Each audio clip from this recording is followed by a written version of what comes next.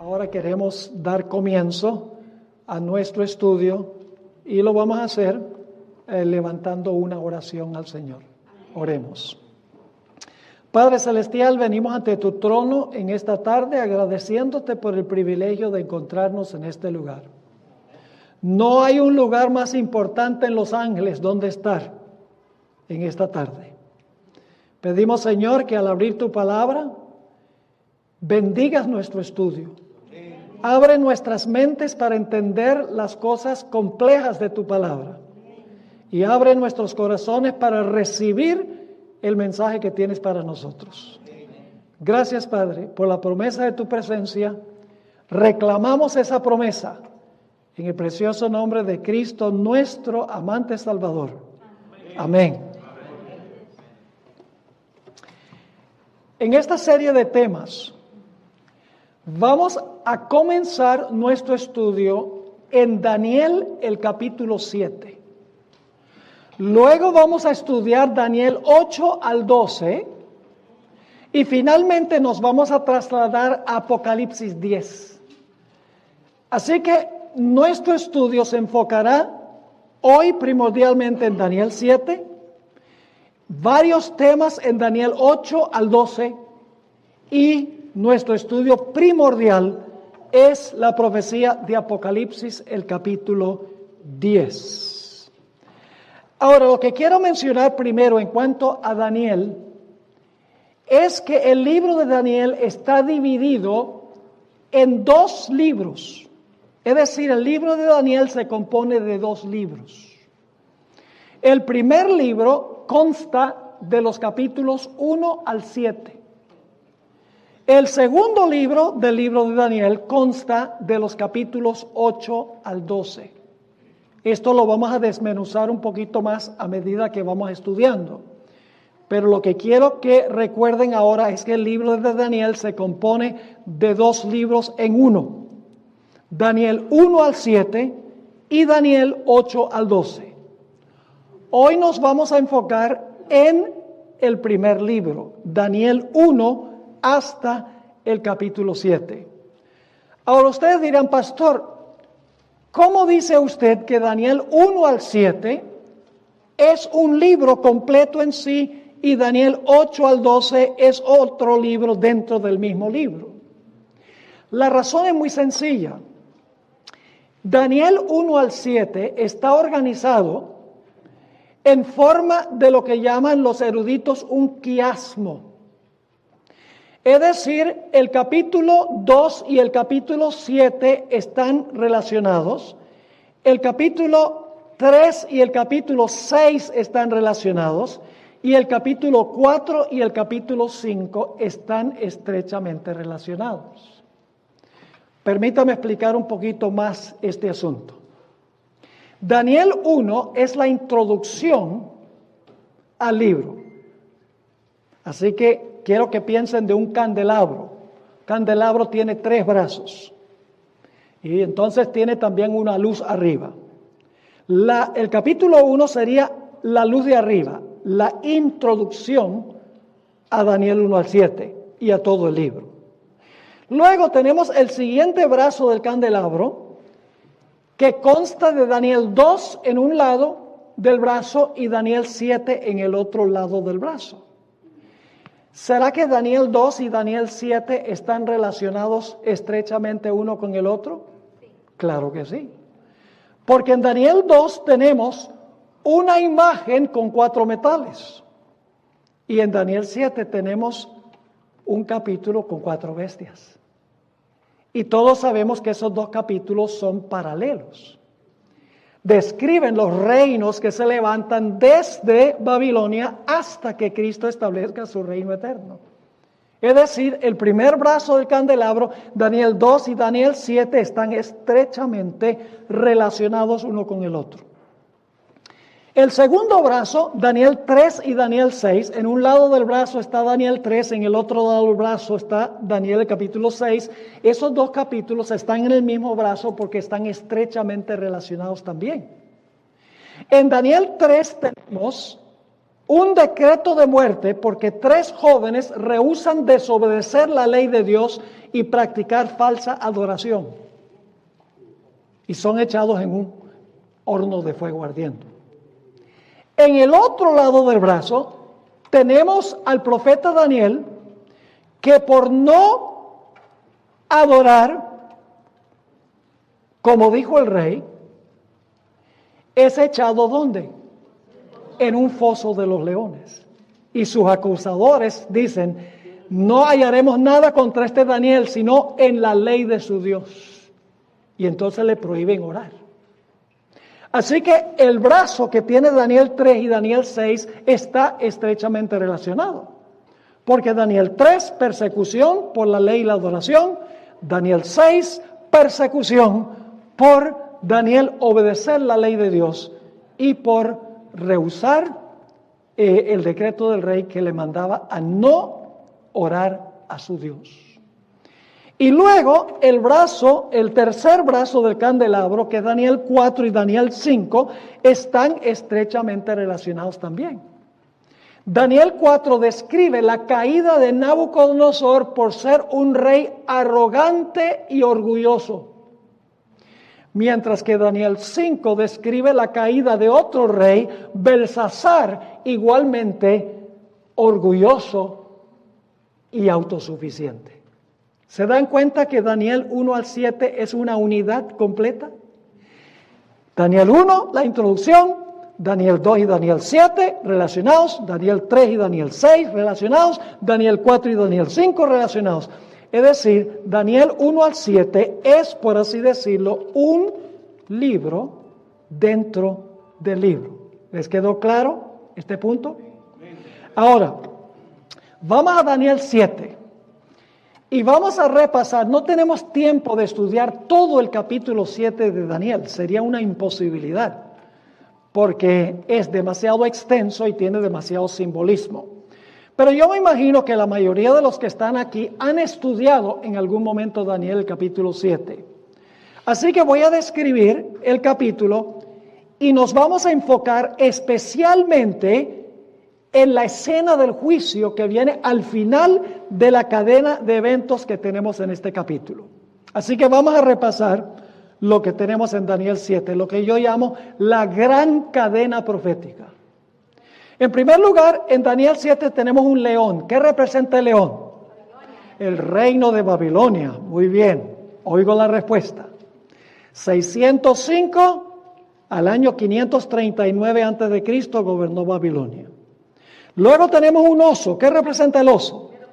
El reino de Medo-Persia, que gobernó desde el 539 cuando cayó Babilonia hasta el año 331 a.C. Luego tenemos una tercera bestia que es un leopardo. ¿Y qué representa el leopardo? Representa el reino de Grecia, que impera desde el 331 hasta el año 168 a.C. Luego tenemos una cuarta bestia espantosa y terrible, es un dragón en realidad. Y este dragón representa ¿qué cosa? Representa el Imperio Romano. Y el Imperio Romano gobernó desde el año 168 a.C. hasta el año 476 después de Cristo. Pero ahí no termina la cadena. Porque esta cuarta bestia, después de gobernar por un tiempo, de la cabeza le salen 10 cuernos. Es decir, el cuarto imperio, el cuarto reino se divide en 10 reinos. Y esto ocurre entre el año 320 aproximadamente, en los días de Constantino, y continúa dividiéndose el reino como consecuencia de las invasiones de las tribus bárbaras que vinieron del norte del imperio. Continúa dividiéndose hasta el año 476. Es decir, los 10 cuernos surgen entre el tiempo de Constantino y el año 476. Los reinos estaban completos, los 10 estaban completos en el año 476 después de Cristo. Ustedes conocen los nombres de algunos de esos reinos: los anglosajones, se establecieron en Inglaterra, los Alemanni en Alemania, los francos en Francia, los lombardos en Italia. Todas fueron tribus bárbaras que vinieron y se parcelaron lo que había sido el Imperio Romano. Dividieron el Imperio Romano en 10 reinos completos en el año 476 después de Cristo. Pero la cadena no termina allí. Porque nos dice que luego, en medio de los 10, cuando los 10 están completos, en el año 476, se levanta un cuerno pequeño. En realidad, en el idioma en que se escribió esto en arameo, significa que surge de pequeñez, pero luego se vuelve gigantesco. Es decir, empieza pequeño. Y dice que lo primero que hace este cuerno pequeño es arrancar a 3 de los 10 reinos. Y solo tengo tiempo para darles una explicación de lo que pasó después del año 476. Había 3 de esos 10 reinos que eran rebeldes contra la iglesia cristiana de esa época, contra lo que llegaría a ser la iglesia romana, la iglesia católica. Esos 3 reinos eran los érulos, los vándalos y los ostrogodos. Se le oponían a las enseñanzas de la iglesia, particularmente enseñaban que Jesús era un ser creado, la primera criatura de Dios, que es una herejía. Y por lo tanto, el obispo de Roma apeló al emperador para que el emperador desarraigara a esos 3 reinos. Y así fue que en el año 493 después de Cristo, el obispo de Roma, influyendo sobre el poder civil, arrancó a los érulos y desaparecieron de la historia. Pero quedaban 2 reinos rebeldes. Los vándalos fueron arrancados en el año 534 después de Cristo. Nuevamente el obispo de Roma apelando al poder civil, al emperador, para arrancar a los vándalos de la historia. Y los vándalos no tienen ninguna nación hoy en Europa que descienda de ellos. Fueron arrancados de raíz, como dice la profecía. Pero quedaba un reino, los ostrogodos. El cuerno pequeño también tenía que arrancar a los ostrogodos usando el poder civil. Y así fue que en el año 538 después de Cristo, el obispo de Roma, empleando al emperador que se había ido a Constantinopla, Justiniano, logró desarraigar a los ostrogodos, el último poder opositor de la iglesia romana. Y ahora la iglesia romana podía gobernar sobre todo porque sus opositores habían sido quitados del camino. Y luego nos dice que ese cuerno pequeño, después de arrancar a 3 de los cuernos, a estos 3 reinos rebeldes, dice que gobernó el cuerno pequeño por 1260 años, que terminan ¿en qué fecha? Comienzan en el año 538, cuando el último poder opositor fue arrancado, y terminan en el año 1798, cuando el Papa Pío VI fue llevado cautivo a Francia, a donde murió en exilio.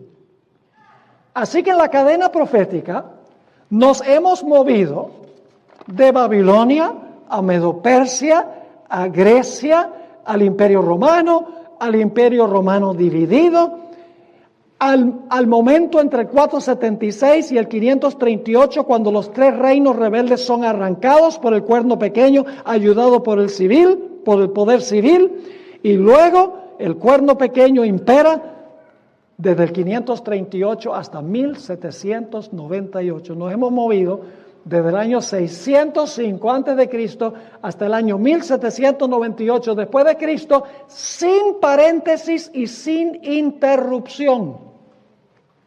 Por eso yo lo llamo la gran cadena profética, porque tiene eslabones y los eslabones están conectados uno con el otro. Uno puede seguir la trayectoria de la historia: Babilonia, Medo-Persia, Grecia, el Imperio Romano dividido, el arrancar de los 3 cuernos, el levantar del cuerno pequeño y su dominio por 1260 años. Pero lo que nos interesa especialmente en nuestro estudio no es lo que yo acabo de mencionar. La cadena profética que hemos analizado hasta este momento nos da el marco o el punto de referencia para aquello sobre lo cual quiero enfocarme en el resto de nuestro primer tema. Quiero enfocarme especialmente en lo que sucede después de 1798. Es un asunto que raras veces se estudia. Casi siempre en las conferencias, cuando se estudia Daniel 7, se habla de Babilonia, Medo-Persia, Grecia, el Imperio Romano, cómo el Imperio Romano se dividió, cómo los 3 cuernos fueron arrancados y el papado habló blasfemias contra el Altísimo, persiguió a los santos del Altísimo, pensó que podía cambiar la ley de Dios, identificamos que el cuerno pequeño es el papado y ahí termina el estudio. Pero hay otro evento en Daniel 7, después de los 1260 años de dominio del cuerno pequeño o del poder papal. Y a ese evento quiero referirme ahora. Ahora, debo decirles que Daniel, el capítulo 7, tiene 4 ciclos repetitivos. Ahora, ¿qué quiero decir por 4 ciclos repetitivos? Lo que quiero decir es que Daniel 7 repite el mismo material 4 veces. Ahora, permítame resumir ese punto tan importante para nuestro estudio. Y debo decirles que aquí yo no les voy a relatar muchas historias, ni los voy a poner a llorar, etc. Aquí vamos a estudiar profecías. Son profecías no fáciles de entender. Son profecías pesadas las que vamos a estudiar. No es como leer los evangelios. Y usted lee los evangelios, los milagros de Jesús y las historias sobre donde viajó y la muerte de Cristo. Eso se puede leer y es facilito. En las profecías estamos tratando con símbolos. Es mucho más complejo estudiar las profecías. Por eso es importante tener el manual, se los aseguro. Vale la pena tener el manual. Y no lo digo porque queremos vender manuales. Porque estamos muy bien, gracias a Dios. El Señor nos ha bendecido económicamente.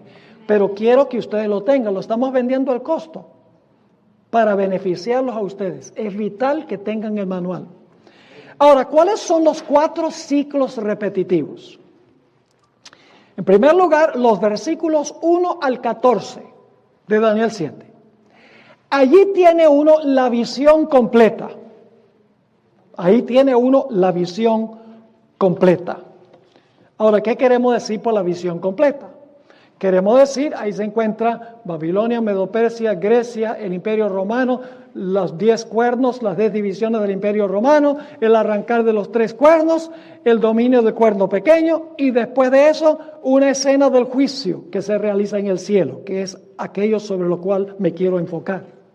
Es decir, que Daniel 7, 1 al 14 tiene toda la visión completa, de comienzo a fin. Así que si usted quiere saber cuál es la visión que tuvo Daniel, completa, de comienzo a fin, los versículos 1 al 14. Ahora, los versículos 15 al 18, encontramos que Daniel le dice al ángel, que es Gabriel, le dice, oye Gabriel, yo quiero saber qué significa la visión. Porque la visión, le dio la visión, pero no le explicó lo que significaba. Así que ahora Daniel le dice a Gabriel, por favor, quiero saber qué significa la visión. Y entonces Gabriel le explica muy brevemente a Daniel la visión. Le dice, mira, Daniel, las 4 bestias representan 4 reinos que se van a levantar en la tierra y después de eso los santos del Altísimo poseerán el reino y reinarán para siempre. Una explicación súper breve. Porque no le explicó qué significa cada bestia ni nada. Le dijo, las 4 bestias son 4 reinos que van a imperar en la tierra y después de eso se va a hacer un juicio y los santos del Altísimo van a heredar el reino. Pero Daniel no se conforma, así que tenemos un tercer ciclo. El tercer ciclo se encuentra en Daniel 7, 19 al 22. Aquí Daniel le dice a Gabriel, pero Gabriel, a mí no me interesa en realidad el león, el oso, el leopardo y el dragón. Yo lo que quiero saber especialmente es si en cuanto al dragón, en cuanto a los 10 cuernos, en cuanto al cuerno pequeño y en cuanto a la escena del juicio que viene después del dominio del cuerno pequeño. Yo quiero saber es en cuanto a la parte final de la visión. Así que Daniel en los versículos 19 al 22 repite otra vez y dice, yo quiero saber en cuanto a la cuarta bestia, los 10 cuernos, el cuerno pequeño, y quiero saber en cuanto a la escena del juicio que viene después del dominio del cuerno pequeño. El cuarto ciclo está en los versículos 23 al 27. A donde Gabriel ahora le dice a Daniel, ok Daniel, tú me pediste que te explicara en cuanto a la cuarta bestia, los 10 cuernos, el cuerno pequeño y la escena del juicio, ahora pues yo te voy a explicar. La cuarta bestia representa un cuarto reino que se levanta en la tierra y le explica lo que significan los 10 cuernos, le explica lo que significa el cuerno pequeño y luego le da una explicación en cuanto al juicio. 4 ciclos. Si usted cree que puede leer Daniel 7 en orden cronológico, decir, bueno, yo quiero saber qué enseña Daniel 7, y usted empieza a leer en el versículo 1 hasta el versículo 27, va a quedar todo enredado. Porque no se puede leer cronológicamente en secuencia, el capítulo está en ciclos. ¿Me están entendiendo lo que estoy diciendo? Ciclos repetitivos. La visión, versículos 1 al 14. Daniel dice, quiero saber qué significa la visión. Viene Gabriel, le da una explicación breve, las 4 bestias son 4 reinos que se levantan en la tierra, después de eso viene el juicio. Luego Daniel dice, no, pero yo quiero saber en cuanto a la cuarta bestia, quiero saber en cuanto a los 10 cuernos, en cuanto al cuerno pequeño y en cuanto al juicio. O sea, Daniel repite otra vez lo que quiere ver en la visión. Y entonces al final del capítulo, Gabriel dice, ok, ahora te explico, la cuarta bestia es esto, los 10 cuernos son esto, el cuerno pequeño representa esto y la escena del juicio significa esto. ¿Les quedó claro? Ahora, necesitamos entender que la escena de juicio, porque eso es lo que queremos enfocarnos, es en el juicio de Daniel 7. Lo que pasa después de los 1260 años, porque el juicio viene después de los 1260 años, porque el capítulo está en orden cronológico, ¿sí o no? El oso después del león, el leopardo después del oso, el dragón después del león, oso y leopardo.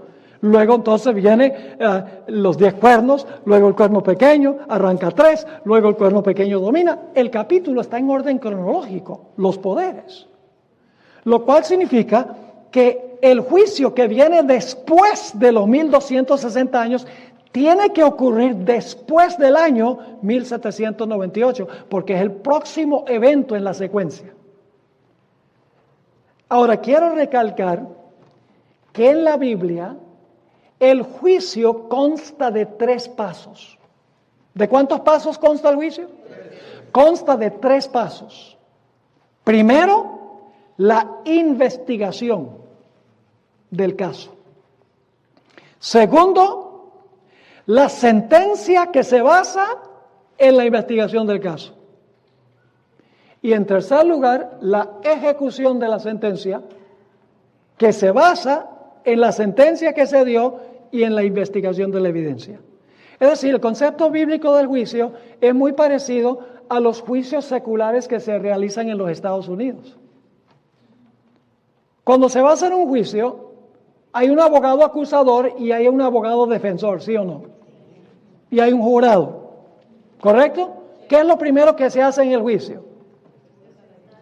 El jurado, antes de comenzar el juicio, el jurado dice, culpable, va para la silla eléctrica. No. ¿Qué es lo primero que se hace? Se investiga el caso, ¿sí o no? Se examina la evidencia para ver si la persona es culpable o no. Después que se examina la evidencia, entonces, ¿qué hace el jurado? El jurado dicta sentencia basado en lo que reveló la evidencia. Y luego, después de dictar el veredicto, entonces ya se impone o ya se implementa la sentencia en la vida real, en la actualidad. ¿Me están entendiendo lo que estoy diciendo? En la Biblia, en Daniel 7, el juicio celestial consta de los mismos 3 pasos. Investigación. En segundo lugar, una sentencia que se basa en lo que se descubrió en la investigación. Y finalmente, la implementación de la sentencia que se dio. Ahora vamos a examinar los 4 ciclos de Daniel más cuidadosamente para ver si podemos ver estos 3 pasos del juicio. Lo que estamos estudiando esta noche es fundamental para todos los demás temas. Si no entendemos lo que estamos estudiando esta noche, no vamos a entender plenamente lo que vamos a estudiar en las noches subsiguientes.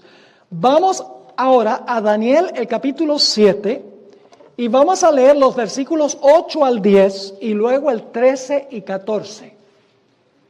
Solo vamos a mirar el juicio.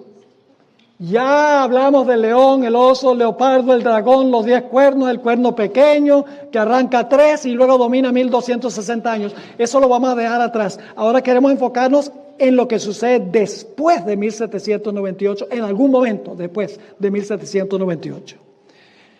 Lo que vamos a ver es el primer ciclo, la visión en sí, el aspecto del juicio. Leo empezando en el versículo 8. Mientras yo contemplaba los cuernos, he aquí que otro cuerno pequeño salía entre ellos, es decir, entre los 10. Y delante de él fueron arrancados 3 cuernos de los primeros. Y he aquí que este cuerno tenía ojos como de hombre y una boca que hablaba grandes cosas. Es decir, era un cuerno bien altanero, ¿verdad que sí?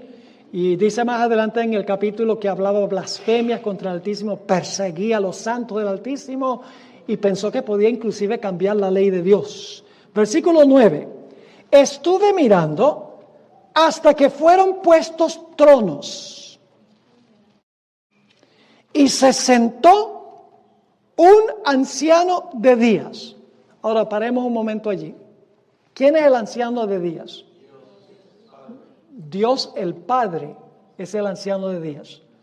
¿A dónde vive el Padre? ¿Qué nos dijo Jesús? Que debemos orar, Padre nuestro que estás en todas partes. No. Padre nuestro que estás ¿dónde? En el cielo. Así que quiero que noten aquí que dice, se sentó un anciano de días. ¿A dónde se está sentando? ¿En la tierra o en el cielo? En el cielo, muy importante. Sigue diciendo, ahora va a describir su apariencia física. Dice, cuyo vestido era blanco como la nieve y el pelo de su cabeza como lana limpia. Su trono llama de fuego y las ruedas del mismo fuego ardiente. Un río de fuego procedía y salía de delante de él. Millares de millares. ¿A dónde estaban esos millares de millares? ¿En la tierra o en el cielo? ¿Qué son los millares de millares? Ángeles. ¿A dónde se está realizando esta escena? En el cielo. Sigue diciendo, versículo 10. Un río de fuego procedía y salía de delante de él. Millares de millares le servían y millones de millones asistían delante de él. El juez se sentó, ¿dónde? ¿A dónde se sentó? En el trono. ¿A dónde estaba el trono? En el cielo. Vital que recuerden eso, porque es a donde está el anciano de días y los ángeles que están en el cielo. Así que dice, el juez se sentó ¿y qué? Y los libros fueron abiertos. ¿Qué contienen los libros? La evidencia que se va a examinar en el juicio. Se va a investigar lo que está en los libros. Y los hechos de quienes se hayan escritos en el libro, en los libros, de cada persona que ha profesado a Cristo, es lo que vamos a ver. Yo pregunto entonces, ¿va a haber una investigación, sí o no? Sí. Después de 1798, ¿en algún momento va a haber una investigación? Sí. El juez se sentó, los libros se abren ahora para examinar la evidencia. ¿Y a dónde está ocurriendo la investigación? ¿En la tierra o en el cielo? En el cielo. Ahora vamos al versículo 13. ¿Tienen clara la escena? El anciano de días viene, se sienta, ahora los libros se abren, se va a examinar la evidencia en el juicio. Pero ahora vamos a encontrar que hay otro personaje. Y este personaje va a venir de donde el Padre se movió. Él va a venir al mismo lugar a donde fue el Padre. Vamos a leer el versículo 13. Dice, miraba yo en la visión de la noche, he aquí con las nubes del cielo. ¿Qué son las nubes del cielo? Los ángeles, muy bien. Con las nubes del cielo venía uno como un hijo de hombre. ¿Quién es ese? Jesús múltiples veces en los evangelios se refirió a sí mismo como ¿qué? Como el Hijo del Hombre, exactamente. Este es Jesús. Dice, venía uno como un hijo de hombre que vino ¿hasta dónde? ¿Esto está hablando de la segunda venida de Cristo? No. Porque ¿a dónde va el Hijo del Hombre? No viene a la tierra, sino que va a donde fue ¿quién? El anciano de días. ¿Y a dónde se sentó el anciano de días? En el trono. ¿En qué lugar? En el cielo. Así que cuando el Hijo del Hombre viene a donde fue el anciano de días, este evento está ocurriendo en la tierra o en el cielo. En el cielo, no olviden eso. Así que dice, nuevamente versículo 13, miraba yo en la visión de la noche, he aquí con las nubes del cielo, venía uno como un hijo de hombre que vino hasta el anciano de días. Y le hicieron acercarse. ¿Quién le hizo acercarse? Las nubes, porque vino con las nubes. Las nubes le hicieron acercarse delante de él. ¿A dónde? ¿En la tierra o en el cielo? En el cielo, muy bien. Ahora, ¿a qué va el Hijo del Hombre allá a donde fue el anciano de días? En el cielo. ¿A qué fue allá? Versículo 14. Y le fue dado. ¿A quién le fue dado? ¿A quién le fue dado? Al Hijo del Hombre. ¿Quién se lo dio? Ahora sabemos por qué el Hijo del Hombre fue allá, a donde el Padre. El Padre tenía que darle algo. ¿Qué es lo que el Padre le iba a dar? Dice, y le fue dado dominio, gloria y reino. ¿A dónde recibe Jesús el reino? ¿En la tierra o en el cielo? Hermanos y hermanas, no olviden esto. Esto es fundamental para todo lo que vamos a estudiar esta semana. La investigación de la evidencia se hace ¿dónde? En el cielo, no en la tierra. Jesús viene allá para recibir ¿qué cosa? Para recibir el reino que se lo da ¿quién? Su Padre, basado en lo que revela la evidencia que se examina en el juicio. Ahora sigamos leyendo. Versículo 14. Le fue dado dominio, gloria y reino, para que todos los pueblos, naciones y lenguas le sirvieran. Su dominio es dominio eterno que nunca pasará, y su reino uno que no será destruido. ¿Con qué termina la visión? Con el juicio y con el Padre entregándole a Jesús ¿qué cosa? El reino. ¿Y a dónde se lo entrega? ¿En la tierra o en el cielo? En el cielo. Es decir, el veredicto se da en el cielo. La sentencia se da en el cielo basado en lo que revela la evidencia. El último evento, es decir, la implementación del veredicto, se realiza cuando Jesús empíricamente se posesiona de los reinos de la tierra. Ahora, ese es el primer ciclo. ¿Le quedó claro el primer ciclo? Ahora vamos al segundo ciclo. Todos los ciclos terminan con el juicio, pero cada ciclo agrega detalles. Daniel 7, 16 al 18. Dice Daniel, me acerqué a uno de los que asistían y le pregunté la verdad acerca de todo esto. Y me habló y me hizo conocer la interpretación de las cosas. Y ahora va a explicar. Estas 4 grandes bestias son 4 reyes o reinos que se levantarán en la tierra. ¿Ve? Muy breve. Pasa casi por alto la primera parte de la visión. Dice, las 4 bestias representan 4 reinos que se van a levantar en la tierra. Y luego dice que después, ¿qué cosa? Recibirán el reino los santos del Altísimo. ¿Y qué? Y poseerán el reino hasta el siglo eternamente y para siempre. Ahora les voy a explicar algo. Los santos del Altísimo, el veredicto de que ellos van a recibir el reino se da en el cielo, basado en el examen de la evidencia. Pero los santos no poseen el reino físicamente, sino hasta que Jesús regrese por segunda vez. Es decir, los primeros dos pasos del juicio se realizan ¿dónde? En el cielo. El examen de la evidencia y el dictar de la sentencia se hace en el cielo, pero basado en el examen de la evidencia y basado en la sentencia que se dicta, entonces Cristo viene y le da físicamente el reino a los santos del Altísimo. Poseen el reino, que es el veredicto que se dio basado en el examen de la evidencia. ¿Me están siguiendo o no? Así que dice aquí que después que imperen estos cuatro reinos con todo lo que representan, dice, recibirán el reino los santos del Altísimo y lo reciben en el cielo por veredicto. Pero luego dice que ¿qué cosa? Y poseerán el reino hasta el siglo, eternamente y para siempre. Ahora vamos al tercer ciclo. Daniel 7, 21 y 22. Daniel 7, 21 y 22. Hablando del cuerno pequeño, otra vez dice, y veía yo que este cuerno pequeño hacía guerra contra los santos y los vencía. Hasta que vino el anciano de días. ¿Quién es el anciano de días? ¿A dónde vino según la visión? ¿A la tierra? ¿Vino a la tierra? No, hasta que vino, en realidad vamos a ver que vino al lugar, del lugar santo al lugar santísimo.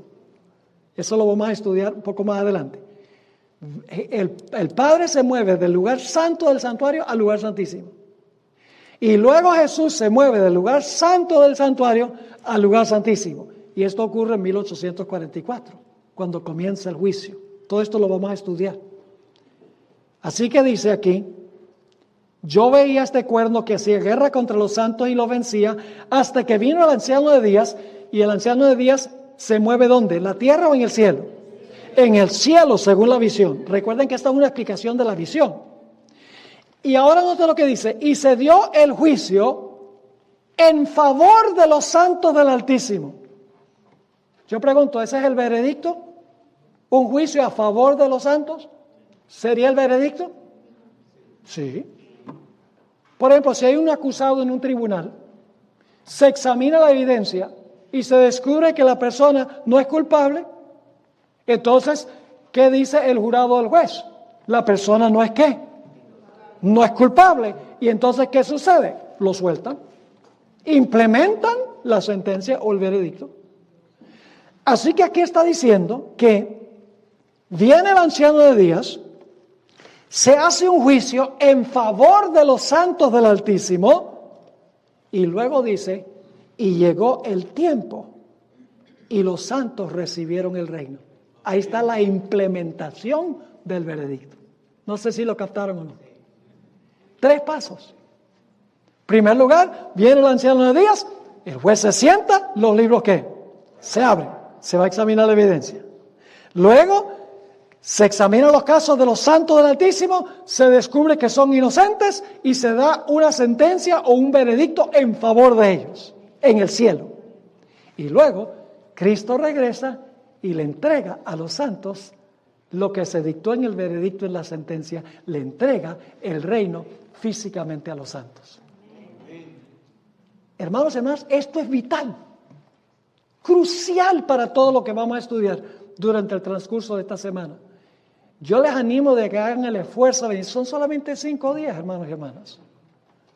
5 días de tortura con tráfico y todo. Pero les va a valer la pena. Porque vamos a hablar del corazón de la iglesia adventista del séptimo día. La mayoría de la gente que está en la iglesia adventista no sabe por qué son adventistas. Porque desconocen nuestro origen. Desconocen nuestro mensaje y nuestra misión. Desconocen qué es lo que distingue a los adventistas de todas las demás iglesias. No es una iglesia del montón. Y lo que estamos estudiando es el corazón mismo de la iglesia adventista. Vamos al cuarto ciclo, Daniel 7, 25 al 27. Aquí ya Gabriel le va a explicar a Daniel. Dice en el versículo 25, hablando del cuerno pequeño, y hablará palabras contra el Altísimo, y a los santos del Altísimo quebrantará. y pensará en cambiar los tiempos y la ley, y serán entregados en su mano hasta tiempo, tiempos y medio tiempo. Pero después de ese periodo, ¿qué va a pasar? Se sentará el juez. ¿A dónde? ¿En el cielo o en la tierra? En el cielo, porque esto es una ampliación de la visión. La secuencia está en los primeros 14 versículos. Los otros 3 ciclos son explicación de la visión. Así que dice, pero se sentará el juez y le quitarán su dominio. ¿A quién le van a quitar el dominio cuando se sienta el juez? Al cuerno pequeño, muy bien. Y sigue diciendo, para que sea destruido y arruinado hasta el fin. ¿A dónde se le quita el dominio al cuerno pequeño? ¿En el cielo o en la tierra? ¿A dónde se da el veredicto en contra del cuerno? ¿A dónde se da la sentencia en contra del cuerno pequeño? En el cielo. ¿En contra del cuerno pequeño y en favor de quiénes? De los que el cuerno pequeño persiguió.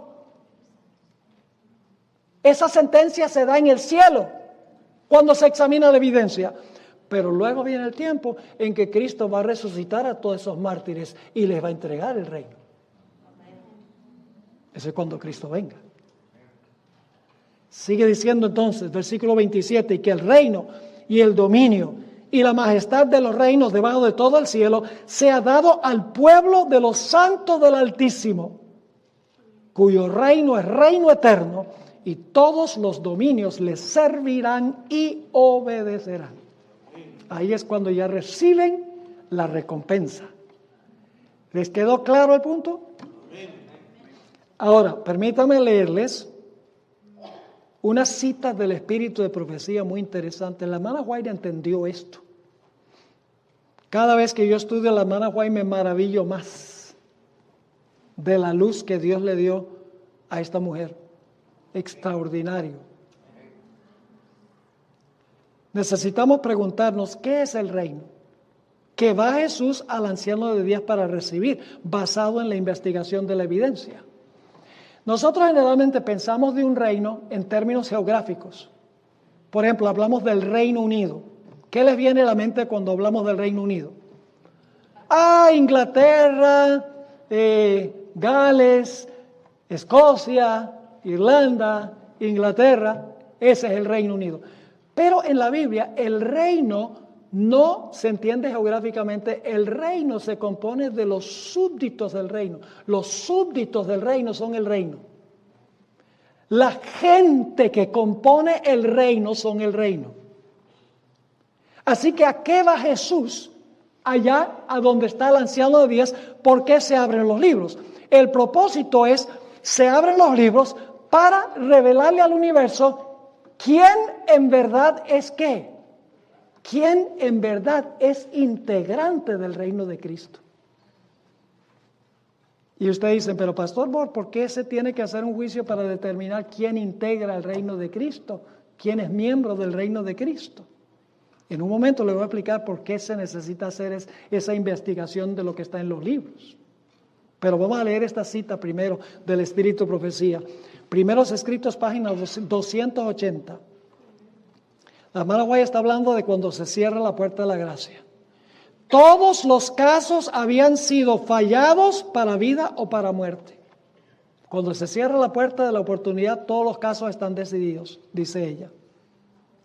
Mientras Jesús oficiaba en el santuario, ella ahora regresa para hablar mientras Jesús todavía intercedía, había proseguido el juicio de los justos muertos y luego el de los justos vivientes. Ese es el abrir de los libros para examinar la evidencia. Empieza con los que primero vivieron, que fue Adán, y transcurre a través de todos los casos de los que murieron, los que profesaron a Cristo son examinados, y luego finalmente antes de cerrarse la puerta de la gracia se examinan los casos de los que están vivos. Ahora fíjense lo que sigue diciendo. Cristo, habiendo hecho expiación por su pueblo y habiendo borrado sus pecados, había recibido su reino. Y luego explica, estaba completo el número de los súbditos del reino. ¿Qué es recibir el reino? Es porque está completo, ¿qué cosa? Los súbditos del reino. ¿Y qué es lo que se hizo para determinar si eran súbditos o no? El juicio investigador. Y usted dice, pero pastor, ¿por qué hay que hacer un examen? Yo pregunto, ¿en la iglesia hay trigo y cizaña? Entonces sería necesario hacer un examen para ver quién es trigo y quién es cizaña. De los que profesan el nombre de Jesús. ¿La cizaña profesa a Cristo? Sí, la cizaña está en la iglesia y profesa seguir a Jesús. Yo pregunto, ¿la red del evangelio reúne peces buenos y peces malos? Sí, señor. No todos los peces en la iglesia son buenos. Cuando se llega a la playa, en la parábola que dio Jesús, los pescadores separan los peces buenos de los peces malos. Ese es el juicio. Pero todos los peces entraron al barco y el barco es la iglesia. Yo pregunto, ¿en la iglesia hay vírgenes sabias y vírgenes fatuas? ¿Todas profesan a Cristo? Todas tienen lámparas y cierta porción del Espíritu Santo. Yo pregunto, ¿en la iglesia hay personas que tienen el manto de justicia de Cristo y otros que no lo tienen? Oh, claro que sí. Ustedes conocen la parábola. En un momento vamos a analizar más cuidadosamente esa parábola. Yo pregunto, ¿en la iglesia hay lobos vestidos de oveja? Jesús lo dijo, ¿cómo no? En la iglesia hay personas que dicen, Señor, Señor, no echamos demonios en tu nombre. Señor, Señor, no hicimos milagros en tu nombre. Señor, Señor, no profetizamos en tu nombre. ¿En la iglesia hay personas así? Sí, si lo están haciendo en el nombre de Jesús es porque profesan a Jesús. Y Jesús le dice, sí, ustedes son míos. No, Señor. Jesús le dice a estos que usaron el nombre de Jesús, apartados de mí, obradores de maldad. Yo pregunto, ¿en la iglesia hay personas que tienen apariencia de piedad, pero no tienen verdadera piedad? Pablo dijo que sí. Inclusive hay ministros que se disfrazan como ministros de justicia, según el apóstol Pablo. Claro que sí. Entonces, no todo el que profesa a Cristo es un verdadero creyente. Por eso hay que abrir los libros para examinar y ver quién fue un verdadero creyente, quién en verdad se arrepintió de su pecado, los confesó y confió en Cristo Jesús como su Salvador personal. Y cuando Jesús haya terminado de examinar a todos los que profesaron su nombre, entonces Él va a dictar sentencia en favor de su pueblo, porque su pueblo estará completo. ¿Me están entendiendo? Ahora yo pregunto, una vez que Dios ha dado perdón, ¿el perdón se puede revocar? Cuando Dios perdona a una persona, ¿Dios le puede revocar el perdón? Sí, Señor. Todos los que profesaron el nombre de Jesús, pero que en verdad no se arrepintieron y tuvieron lágrimas de cocodrilo. Y sus obras demostraron que en realidad no estaban entregados al Señor Jesucristo. El perdón que les fue dado les será revocado. Dice, pastor, ¿dónde enseña la Biblia eso? ¿Recuerdan la parábola de los dos deudores? Un hombre debía una suma inmensa que no podía pagar, 10,000 talentos, no podía pagar en varias vidas que tuviera. Y el Señor lo llamó, le dijo, ríndeme cuentas. Ese es el juicio, cuando tenemos que rendir cuentas. Y no podía pagar. Así que el Señor le dijo, échenlo a la cárcel con toda la familia, confisquen todo lo que tienen. Y empieza a clamar, por favor, no me hagas eso, que yo te pago, dame tiempo. Y el Señor le dice, ¿qué me vas a estar pagando? Si no tienes ni siquiera dónde caerte muerto. Y sigue clamando, por favor. Y entonces el Señor, movido a misericordia, le dice, mira, te perdono, vete. Y el tipo dice, no tengo que pagar nada, no, la deuda queda perdonada. Este individuo está pero saltando en una pata. Sale contento y alegre, saltando de alegría, y se encuentra un pobre que le debe 100 denarios. Una cantidad que se podía pagar. Y le dice, págame lo que me debes. Y este individuo que le debe le dice, ay, por favor, dame tiempo que te lo pago. ¿Qué tiempo ni qué pan caliente? Y lo agarra del cuello y lo está ahorcando, según dice Jesús. Pues resulta que los siervos del Señor, que representan a los ángeles que registran nuestras acciones, van a donde el Señor le dice, ¿sabe lo que pasó con ese individuo que le perdonaste toda esa deuda tan grande? Por ahí estaba ahorcando a un pobre miserable que le debía 100 denarios. Y el Señor dice, así es la cosa. Tráiganme ese reo para acá. Y lo trae. Y le dice, ¿qué es lo que yo oigo de ti? Yo te perdoné una deuda que tú nunca podías pagar, como Cristo nos ha pagado una deuda que nosotros no podemos pagar. ¿Cómo es que tú no estuviste dispuesto a demostrar que apreciabas mi perdón, perdonando a tu semejante? Y dice la historia que le revocó el perdón, lo echó a la cárcel hasta que pagara todo lo que debía. ¿Qué va a suceder con aquellas personas que profesaron a Cristo, pero que en realidad no eran genuinos creyentes en Cristo? Serán apartados del reino y serán echados a donde, dijo Jesús, donde es el lloro y el crujir de dientes. El propósito del juicio, mis hermanos y hermanas, es sencillamente revelar quién es miembro genuino del reino de Cristo.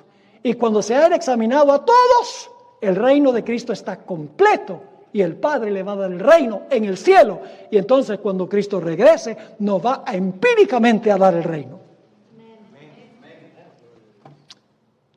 Por lo que veo, están entendiendo. Repito que esto es crucial. Ahora vamos a Lucas 12, 35 al 37. Ustedes dicen, pastor, ¿cómo así, pastor? Usted está diciendo entonces que en el cielo se examinan todos los casos de los que profesaron a Jesús y que en el cielo ya se va a dictar la sentencia si se van a salvar o se van a perder. Sí, eso se va a hacer en el cielo. La evidencia se examina en el cielo, la sentencia se da en el cielo y luego entonces, cuando Cristo venga, Él trae su recompensa para recompensar a cada uno según fuere su obra. Ahora, escuchen lo que voy a decir. El acto de Cristo recibir el reino es lo mismo que Jesús casarse con su reino. Recibir a Jesús el reino es lo mismo que Jesús casarse con su pueblo, con su esposa. Recibir el reino, casarse con su esposa es lo mismo. Ahora, vamos a Lucas 12, 35 al 37, van a encontrar algo muy interesante ahí. Jesús le está hablando a sus discípulos y les dice, estén ceñidos vuestros lomos y vuestras lámparas encendidas. Y vosotros, está hablando a sus discípulos, recuerden, y vosotros sed semejantes a hombres que aguardan a que su Señor, ¿qué? Regrese de las bodas. ¿Ustedes están entendiendo lo que está diciendo eso? Le está diciendo a sus discípulos, ustedes estén listos, ceñidos, para cuando el esposo regrese de la boda. Ahora, si ellos deben estar esperando que el esposo regrese de la boda, es porque el esposo no se casó en presencia de ellos, sino que se casó antes. ¿Me están siguiendo o no me están siguiendo? Porque le está diciendo a sus seguidores, ustedes cíñanse y sean como aquellos, lámparas encendidas, como aquellos que esperan que su Señor regrese de las bodas. Es decir, la boda entre Cristo y su pueblo se realiza en el cielo antes de la segunda venida. Sigo leyendo. Y vosotros sed semejantes a hombres que aguardan a que su Señor regrese de las bodas, para que cuando regrese y llame, le abran enseguida. Y luego dice, bienaventurados aquellos siervos a los cuales su Señor cuando venga, halle velando. De cierto os digo que se ceñirá y hará que se sienten a la mesa y vendrá a servirles. Esa es la recepción. La boda se realiza en el cielo antes de la segunda venida, pero luego Jesús viene en su segunda venida, se lleva a los súbditos de su reino para sentarse en su mesa. Permítame leerles una cita de la hermana White sobre cómo va a ser esa mesa. Primero escrito, páginas 19 y 20, dice: vi una mesa de plata pura, de muchos kilómetros de longitud, y sin embargo nuestra vista la abarcaba toda. Vi el fruto del árbol de la vida, el maná, almendras, higos, granadas, uvas, todos son productos de California. Porque la hermana White sus últimos años los vivió en el Valle de Napa, en California. ¿Ve? Pero luego dice, no se preocupen, a lo mejor hay mangos ahí también. Porque dice, ha estado maná, almendras, higos, granadas, uvas y muchas otras especies de frutas que ella no conocía. Le rogué a Jesús que me permitiese comer del fruto y respondió, todavía no. Quienes comen del fruto de este lugar ya no vuelven a la tierra. Pero si eres fiel, no tardarás en comer del fruto del árbol de la vida y beber del agua del manantial. Y añadió, debes volver de nuevo a la tierra y referir a otros lo que se te ha revelado. Entonces un ángel me transportó suavemente a este oscuro mundo. Y luego dice, a veces me parece que no puedo ya permanecer aquí. Tan lóbregas me resultan todas las cosas de la tierra. Me siento muy solitaria aquí, pues he visto una tierra mejor. Ojalá tuviese alas de paloma, echaría a volar para obtener descanso. Hermanos, vayan anhelada quedarse allá a donde Dios la llevaba en visión. Pero Dios le decía, tienes una tarea que cumplir en la tierra todavía. Entonces yo pregunto, ¿a dónde se celebra la boda entre Cristo y su pueblo? En el cielo. ¿A dónde está su pueblo durante ese tiempo? En la tierra. Y entonces, ¿qué va a hacer Jesús? Va a venir de regreso y entonces nos va a llevar ¿a dónde? Al cielo. ¿Para qué evento? La recepción, la fiesta. Es decir, los santos van a recibir entonces el reino. Pero el veredicto es dado antes de eso. Ahora vamos a Mateo 22. Tenemos todavía algunas cosas que analizar aquí. Mateo 22.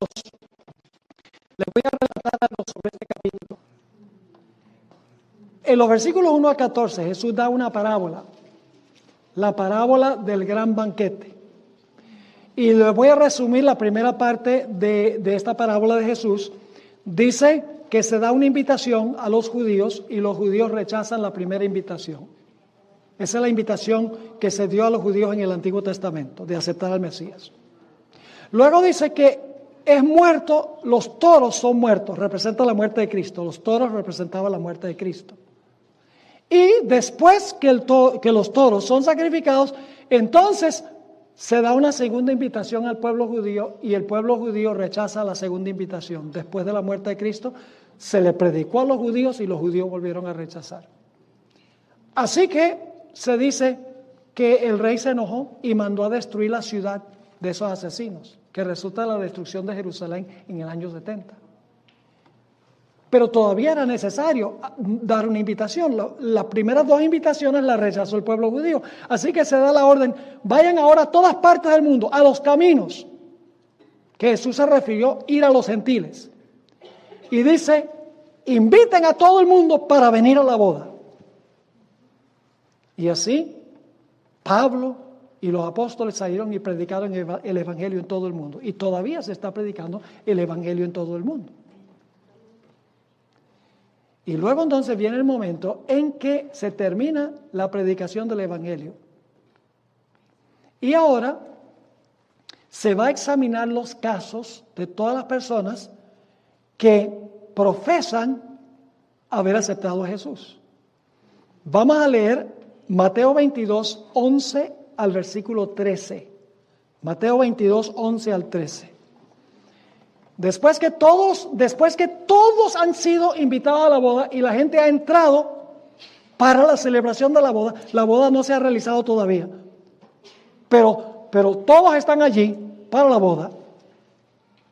Dice, entró el rey para ver.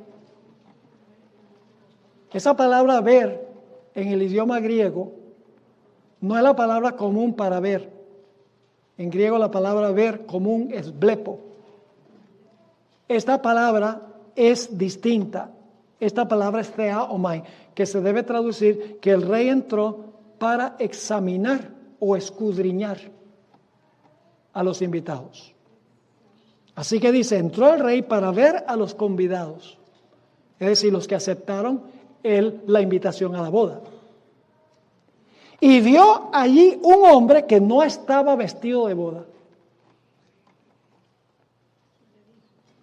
Ahora yo pregunto, ¿esta escena se está realizando después de la segunda venida de Jesús? No. ¿O es que ustedes creen que Cristo cuando venga se va a llevar a la gente al cielo y cuando llegue al cielo entonces Dios el Padre va a decir, vamos a examinar a ver quién tiene derecho a estar aquí? No. En realidad lo que tenemos aquí es juicio investigador. Se investiga el caso de este individuo. Este individuo está todavía en la tierra, pero se están examinando sus registros en el cielo, en los libros. Se está examinando su vida. Y se descubre al examinar su vida que profesó a Cristo, pero en realidad no tenía el manto de la justicia de Cristo. ¿A dónde está el reo en la parábola? Está en la tierra. Pero ¿cómo está en el cielo? En el cielo está porque allá está registrado su vida. Es decir, él aceptó la invitación a la boda, mientras que está todavía ¿dónde? En la tierra. Y ya vimos que Cristo va a regresar del cielo a la tierra de la boda. Así que la boda se realiza en el cielo, mientras que los que se examinan son personas que profesaron seguir a Jesús y se va a determinar si la persona tenía el manto o no. Así que se descubre que este no tiene el manto de boda. Cuando se examina su caso en el juicio celestial, antes de la segunda venida de Jesús, se ve que este individuo fue como el deudor ese que rehusó perdonar a su semejante. Se da cuenta de que no tiene el manto de la justicia de Cristo. Esa persona está en la tierra, pero el examen se hace en el cielo. Él ha aceptado la invitación a la boda cuando Cristo tome su reino, pero está ausente físicamente. Así que sigue diciendo, vio allí un hombre que no estaba vestido de boda y le dijo, amigo, ¿cómo entraste aquí sin estar vestido de boda? ¿Ustedes creen que después de la segunda venida, cuando el pueblo de Dios está en el cielo, Dios va a decir, oye, ¿cómo tú entraste acá? No, este es un examen que se hace antes, mis hermanos y hermanas. Y le dijo, amigo, ¿cómo entraste aquí sin estar vestido de boda? Mas él enmudeció. Entonces el rey dijo a los que le servían, ahora viene el castigo, La sentencia ya se dio, se hizo el examen del manto, se dio la sentencia porque no tenía el manto y ahora se va a ejecutar la sentencia. Dice, entonces el rey dijo a los que le servían, atadle de pies y manos y echadle en las tinieblas de afuera, ahí será el lloro y el crujir de dientes. ¿Le está quedando claro lo que estamos estudiando? Ahora tenemos una o dos cosas más que necesitamos analizar antes de terminar. Hay personas en la iglesia adventista, eruditos en la iglesia adventista, que dicen, pero el propósito de Daniel 7 es mostrar que Dios va a condenar al cuerno pequeño. El énfasis no es que Dios va a salvar a su pueblo, de que Dios va a examinar a su pueblo, no. Está examinando es al cuerno pequeño, para castigar al cuerno pequeño por todo lo que hizo. Así que la pregunta clave es, ¿este juicio es en contra del cuerno pequeño o es un juicio a favor de los santos del Altísimo? Pues la respuesta es muy sencilla, mis hermanos y hermanas. Es ambas cosas. es un juicio a favor de los que fueron perseguidos por el papado y en contra del poder que los persiguió. Permítame ilustrar lo que quiero decir. ¿Han oído hablar de Juan Hus? Yo he estado en Constanza, al sur de Alemania, donde fue enjuiciado Juan Hus. Era un hombre íntegro, pero que no concordaba con las prácticas y enseñanzas de la Iglesia romana. Por lo tanto, lo arrestaron, lo echaron en un calabozo, estuvo allí por meses y meses sin un juicio. Finalmente fue llevado a la catedral allá en Constanza, la catedral católica, le hicieron una inquisición, le hicieron un examen de la evidencia. Le dieron todas las acusaciones, él hizo esto, escribió esto y esto y esto y esto, sacaron solamente las cosas negativas y metieron un montón de mentiras, le hicieron un examen de la evidencia. Y basado en el examen de la evidencia, el examen deshonesto de la evidencia, pronunciaron contra él la sentencia de muerte. Y luego lo llevaron a las afueras de Constanza y lo quemaron vivo. ¿Se siguieron los 3 pasos? Sí. ¿Se examinó la evidencia? ¿Le leyeron las acusaciones? Sí. Pero eran falsas. ¿Se dio una sentencia basada en la evidencia falsa? Sí. ¿Fue una injusticia que se ejecutara? Sí. ¿Qué va a suceder cuando aparece el caso de Juan Hus allá en el tribunal celestial? Se van a abrir los registros nuevamente de lo que sucedió con Hus.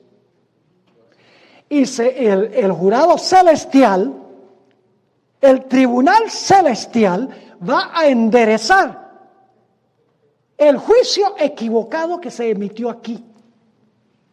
Cuando se abran los libros, el jurado celestial va a decir, pero aquí esto fue una injusticia.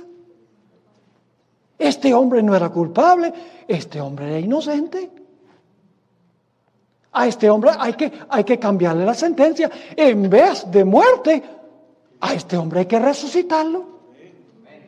Y se da una sentencia a favor de Juan Hus y en contra del poder que lo oprimió. Y entonces viene el tiempo cuando Cristo venga a resucitar a su siervo y a darle el reino que ya se demostró en el cielo que merecía, a base de la investigación de la evidencia. ¿Les quedó claro? Ahora escuchen, termino con esto el primer tema. Las iglesias no adventistas no entienden el juicio porque no entienden el estado de los muertos. Para una persona, digamos, una persona que es evangélica, ¿cuándo es juzgada una persona? Cuando se muere. Si la persona fue buena cuando se murió, ¿para dónde va? Directico para el trono de Dios, para el cielo. Y si fue mala, al infierno. Y si fue medio mala, al purgatorio. Es decir, ¿cuándo es el juicio? Según ellos, cuando una persona se muere. Para ellos, lo que nosotros estudiamos es absurdo. De que va a haber un juicio celestial que comenzó en 1844 y que se están examinando los casos de todos los que profesan a Cristo para luego dictar sentencia. Para ellos eso es inexistente, porque ellos tienen un concepto del juicio que cuando la persona se muere se va para el cielo o para el infierno. Pero ese no es el concepto bíblico del juicio. El concepto bíblico del juicio, mis hermanos y hermanas, es que la investigación de cada persona que profesó a Cristo se hace en el cielo antes de la segunda venida. La sentencia basada en el examen de la evidencia se dicta en el cielo antes de la segunda venida. Y cuando Cristo venga por segunda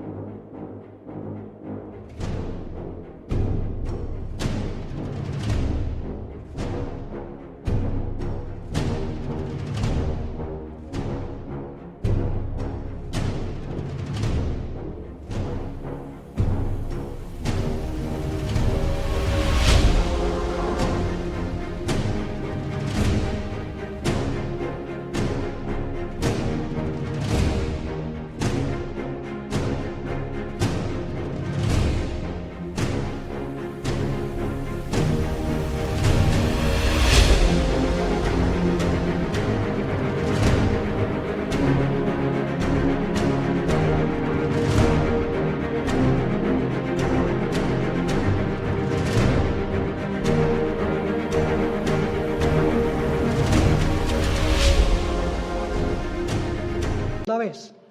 Va a recompensar a cada uno según fuere su obra. Para recompensar según fuere su obra, tienen que haberse examinado antes sus obras. ¿Están conmigo? Ese es el concepto bíblico del juicio. Es lo que distingue a la iglesia adventista de todas las demás iglesias. Y eso es lo que nosotros vamos a estudiar en el transcurso de esta semana. Oremos, Padre. Gracias por darnos este panorama. Gracias porque tú no dices, este es culpable y este es inocente, porque yo lo digo. Gracias porque tú vas a abrir los registros para que todo el universo vea tu justicia. No va a quedar cabos sin atar. No va a haber preguntas de por qué Saulo de Tarso, el asesino, está en el cielo y por qué otras personas que nosotros pensábamos iban a estar allí no están. Gracias porque tú abrirás cada caso ante tu pueblo para que podamos entender que tú fuiste absolutamente justo en cada caso. Te pedimos, Señor, que nos continúes bendiciendo en esta serie. Te lo imploramos en el precioso nombre de Jesús.